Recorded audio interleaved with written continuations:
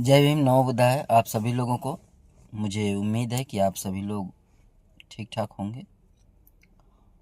मैं अपनी बात रखने से पहले मैं संविधान की ही बात करूंगा। हमेशा से मुझे अपना हाल चाल कहना या किसी का हाल चाल सुनना कोई अच्छी बात नहीं है। फिर भी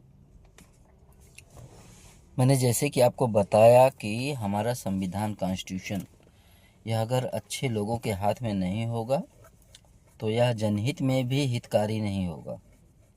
और आज आप लोग देख रहे हो, यह जो कॉन्स्टिट्यूशन था यह हमारे भारत का पहला घोषणा पत्र है। अर्थात आपको कैसे काम करना है, कैसे चलना है, कैसे चलाना है, भारत को कैसे चलाना है। और हर 5 साल पर जो इलेक्ट होता है, इलेक्शन जो होता है, उसका तात्पर्य यही था कि हमसे जैसे गलती हो गई है, हमको मतदान करने में गलती हो गई है, तो हम अगली बार उसको सुधार लेंगे।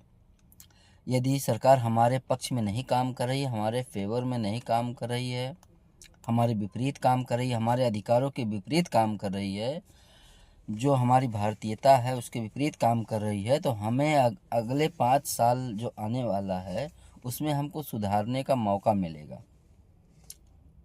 यह पंचवर्षीय योजना इसीलिए चालू की गई थी और इसी के आधार पर हमको मताधिकार मिला था कि लोग एक बार अगर गलती हो भी जाती है तो दोबारा सुधार लेंगे। किसी प्रकार की कोई भी इनको आपत्ति नहीं होगी। और किसी को कोई मनमानी करेगा तो सिर्फ 5 साल करेगा। आपके अधिकारों के साथ खेलेगा तो 5 साल खेलेगा। आपके परिवार के साथ, बाल बच्चों के साथ अगर कोई खेलेगा तो 5 साल खेलेगा।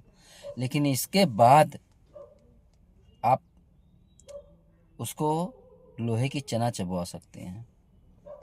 यह पंचवर्षीय योजना जो मताधिकार का था वो इसीलिए था। मैं क्रमशः धीरे धीरे आपको सभी चीज़ बताने का प्रयास करूंगा। मेरा ऐसा उम्मीद है।